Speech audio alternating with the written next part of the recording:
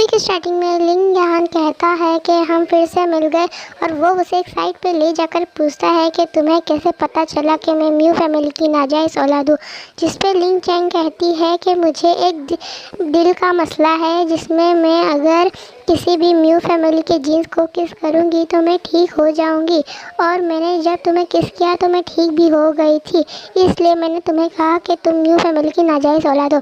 इस पर लिंग यान कहता है कि क्या मैं तुम्हें इतना बेवकूफ़ दिखाई देता हूँ जो मैं तुम्हारी इस चीज़ पे यकीन कर लूँगा।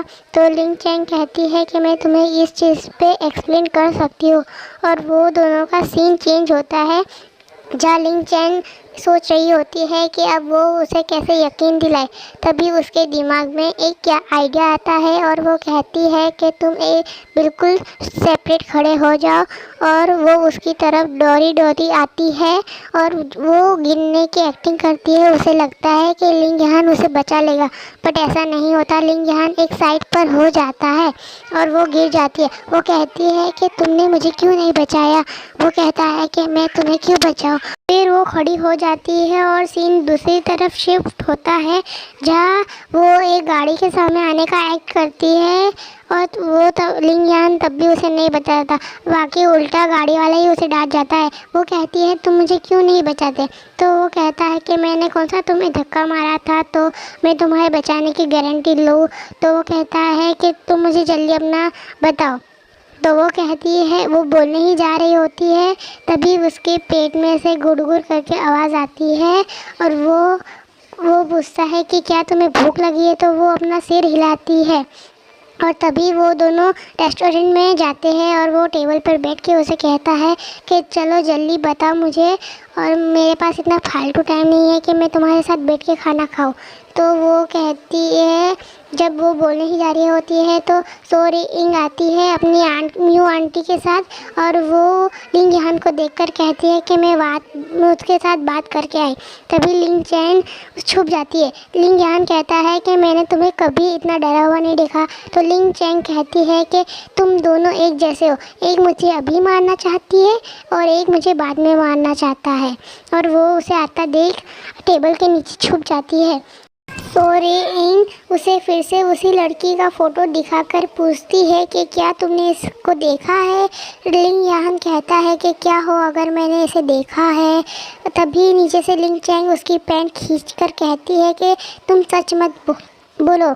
तो लिंग यान बात पलटते हुए कहता है कि मैंने सुना तुम्हारी पहली वाली बिजनेस पार्टनरशिप का कार्ड एक्सपायर हो गया, और वो अपने असिस्टेंट को बाहर जाने का इशारा करता है। तभी सोरे इंग कहती है कि मुझे बिजनेस से कोई इंगेज नहीं है। लिंग यान कहता है कि सोंग ग्रुप और म्यू ग्रुप अगर पार्टनर बन गए तो मेरी और तुम्हारी कोई दोस्ती नहीं है। तभी सोंग कहती है कि क्या तुम मुझे डराने की कोशिश कर रहे हो। तो लिंग यान कहता है कि नहीं, मैं तो सिर्फ कोऑपरेशन कर रहा हूँ। सोरे इंग कहती है कि मतलब तुम इस बारे में जानते हो। तो नीचे बैठी हुई लिंग चैंग उसकी पैंट खींच कर कहने वाली होती है, तभी उसे दिल का मसला होता है और वो रुक जाती है, और तभी पूरा टेबल हिलने लगता है। तो सोरे इंग खड़ी होकर चेक करने जाती है। तो लिंग यान कहता है कि क्या तुम्हें किसी चीज़ की ज़रूरत है। तो भी सोरे इंग के साथ जो आंट आती है उसे कोई धक्का मार जाता है, और वो कहती है सोरे इंग। तो सोरे इंग आंट के पास भागती भागती जाती है। तभी लिंग यान टेबल के नीचे चेक करने आता है, तो वो देखता है कि उसे फिर से दिल का मसला हो रहा है, और वो कुछ भी सोचे बिना उसे किस कर लेता है और वो ठीक हो जाती है। तभी दूसरी तरफ अपनी गाड़ी का सीन दिखाया जाता है जब वो कहता है कि क्या तुम मेरे फ़ायदा उठाने की कोशिश। तो वो उसे थैंक यू कहती है। तो वो कहता है कि तुम ऐसा मत समझना कि मैंने तुम्हारी मदद की है, कि मैं तो सोरे इनको नहीं दिखाना चाहता था कि तुम्हारे साथ टच में हूँ और मैं सो कंपनी के साथ काम ना कर पाता। वो उससे पूछता है कि क्या तुम्हें सच में दिल का मसला है। तो वो कहती है कि क्या तुम्हें यकीन हो गया है। तो वो कहता है कि जब तक मेरे बारे में किसी को नहीं बताओगी तब तक कोई मेरे बारे में नहीं जान पाएगा। तब वो कहती क्या मतलब? तो वो कहता है तुम्हें इस चीज़ को राज़ी रखना होगा वरना मर जाओ। तभी उसकी फ़ोन की रिकॉर्डिंग बोल पड़ती है और वो उन दोनों की हॉस्पिटल में जो भी बात होती है वो उसके फ़ोन में रिकॉर्ड हुई होती है। तभी वो कहती है कि मुझे मेरे फ़ोन को बार बार वेरीफाई करना पड़ता है वरना तो ये बात अपने आप फैल जाएगी। तो वो कहता है कि क्या तुम मुझे डराने की कोशिश कर रही हो? तो वो कहती है कि नहीं, मैं तो सिर्फ कॉपरेशन कर रही हूँ। भी वो कहती है तुम मुझे खाना पानी कपड़े सब ला के दोगे तो मैं इसे आधे घंटे से 1 घंटे कर दूंगी। और कहती है कि कोई नहीं जान पाएगा कि तुम कौन हो, क्या करती हो और क्या ये अच्छी डील है। तो वो गुस्से में पीछे हो जाता है और दोनों घर पहुंच जाते हैं। उसका असिस्टेंट कहता है कि क्या मैं मिस ली चेंग को घर छोड़ दूं? तो ली चेंग कहती है कि नहीं, मैं तो यहाँ ही रहूँगी और लिंग यहान मुझे कुछ नहीं कहेगा। लिंग यहान भी कुछ नहीं बोलता और कहता है मिस ली आप मेरे साथ चलो। और वो दोनों जाता हुआ पर्सनल असिस्टेंट देख रहा होता है और कहता है कि क्या फिर मैं कल सुबह देर से आऊँ, क्यों मैं आपको परेशान ना करूँ। और वो हंसते हुए वहाँ से चला जाता है। लिंग चेंग भी घर पहुंचकर कहती है कि वाह बढ़िया घर है, बड़ी अमीर फैमिली है। और कहते कहते उसके रूम में आ जाती है और वो कहती है मैं यहाँ सोऊंगी। लिंग यान कहता है कि ये मेरा कमरा है और उसे कहता है कि तुम गेस्ट रूम में सो सकती हो। वो फिर कहती है कि मैं फिर गारंटी नहीं देती कि मैं वेरीफाई करूँगी कि नहीं करूँगी। और वो कहता है कि तुम पहली लड़की हो जो मेरे साथ ऐसा कर रही हो। तो वो कहती है कि फिर तो मुझे गर्व होना चाहिए। और लिंग यान गुस्से से बाहर चला जाता है और वो लिंग चेंग सो जाती है। तभी लिंग यान को नींद नहीं आती तो वो लिंग चेंग के कमरे में आकर उसका फ़ोन पकड़कर अजीब गरीब पासवर्ड डालने लग जाता है। उसमें से एक खुल भी जाता है और वो 1 घंटे का वेरीफाई देखकर उसे फिर से उठाने लग जाता है। तभी लिंग चेंग एक ख्वाब देख रही होती है जिसमें वो अपनी ही शादी वाले दिन लिंग यहाँ के हाथों मर जाती है। और वो डर ही रही होती है कि लिंग यहाँ को लगता है कि इसे फिर से दिल का मसला हो रहा है और वो उससे किस करने जाता है और उसे किस कर लेता है। तभी वो उठकर उसे धक्का मारती है और कहती है कि तुम मेरा फ़ायदा उठाने की कोशिश कर रहे हो। तो वो कहता है ये पकड़ो अपना फ़ोन और वेरीफाई कर देना। और वो कहती है तुम मेरे कमरे में क्या कर रहे हो? तो वो कहता है कि ये मेरा घर है और फिर वहाँ से चला जाता है।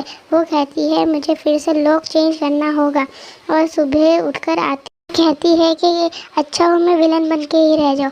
और बाहर आकर देखती है तो लिंग यान लंच कर रहा होता है। उसका असिस्टेंट कहता है कि तुमने लिंग यान के कपड़े क्यों पहने हैं? और वो हाथ कर कहती है ये क्या है? तो वो उसका असिस्टेंट कहता है कि ये फिश सूप है और ये सिर्फ एक ही इंसान के लिए है जो इसका नाम है लिंग यान। और ली चेंग कहती है अगर मैं इसे पी लूँ तो मुझे लिंग यहाँ कुछ नहीं कहेगा, है ना? और कहता है बिल्कुल मिस ली। और फिर वो कहती है कि अब मैं लिंग यहाँ के और कपड़े और नहीं डालूँगी और मुझे नए कपड़े चाहिए। तो वो कहती है कि उसका कार्ड उसे असिस्टेंट को दे देता है और असिस्टेंट पूछता है कि आपको कोई रिक्वायरमेंट है कपड़ों के लिए?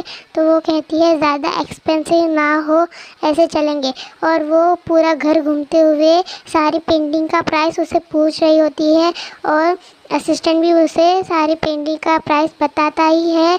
तभी ली चेंग एक पेंटिंग ख़राब करती है आइसक्रीम से और असिस्टेंट उसे बहुत डांटता है बट ली यांग उसे कुछ नहीं बोलता और वहाँ से चला जाता है। और वो एक और चीज़ तोड़ देती है जो बहुत महंगी होती है और एक ही होती है।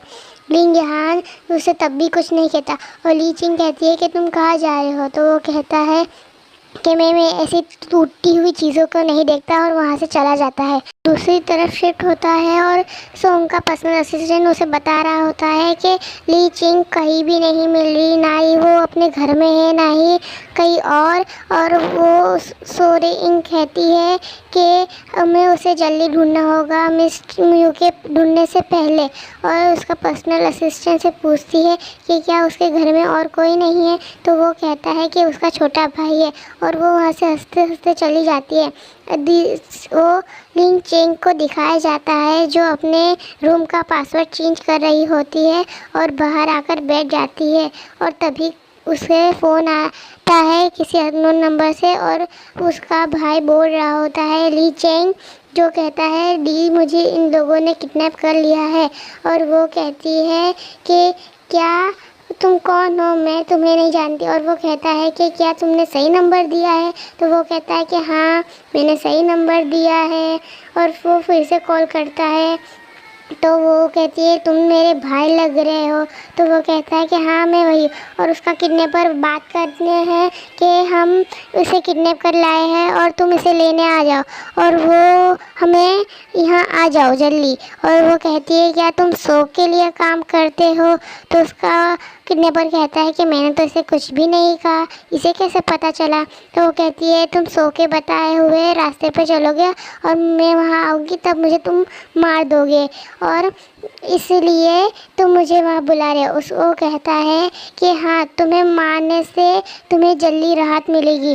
और ली चिंग कहती है कि हाँ सही कहा, मुझे मरने से जल्दी राहत मिलेगी।